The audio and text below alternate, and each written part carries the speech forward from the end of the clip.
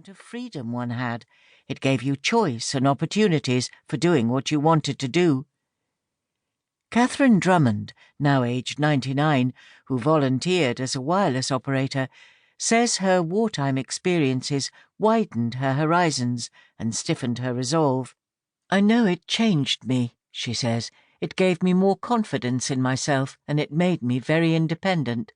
You were away from home and had to fend for yourself." The final years are now in sight for the remaining women of Britain's greatest generation, who displayed extraordinary fortitude and endurance on the home front and beyond in the Second World War. The women who came of age during the conflict are in their mid-90s at the youngest, lending an urgency to the task of capturing their recollections and reflections for posterity. 10 former female recruits have related their compelling wartime experiences of triumphs and losses for this oral history. Speaking from their homes, ranging from personal housing to assisted living accommodation, they reflect from the vantage point of later life on how they coped with danger, trauma and pressure, and tell how their spirits were fortified by friendship and romance. The aim herein has been to use first-person testimony, gathered through extensive interviews, to foreground the distinctive voice of each woman. Their words have been interwoven with other contemporary sources, including letters, diaries, and newspaper reports.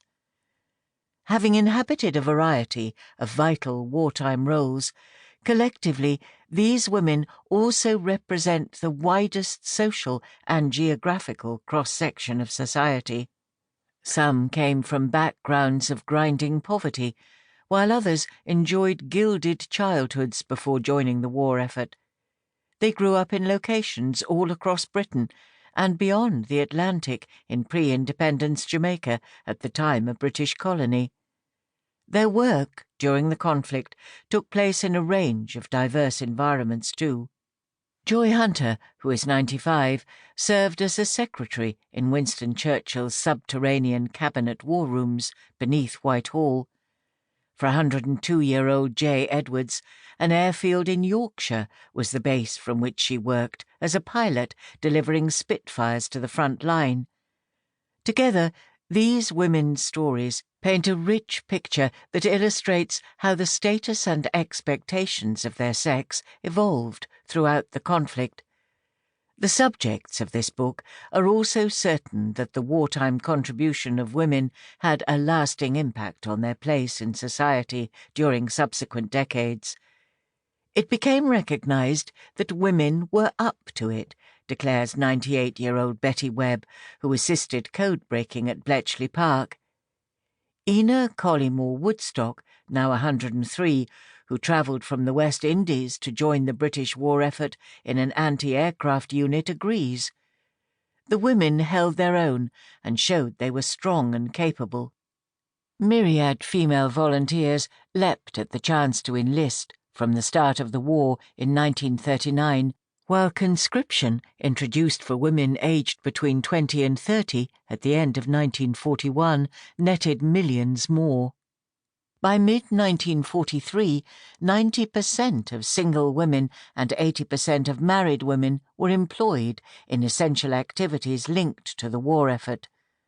While they were not required to bear arms, and in all but a clutch of exceptional units were barred from doing so, many women still took up jobs that placed them under enemy attack and the threat of death.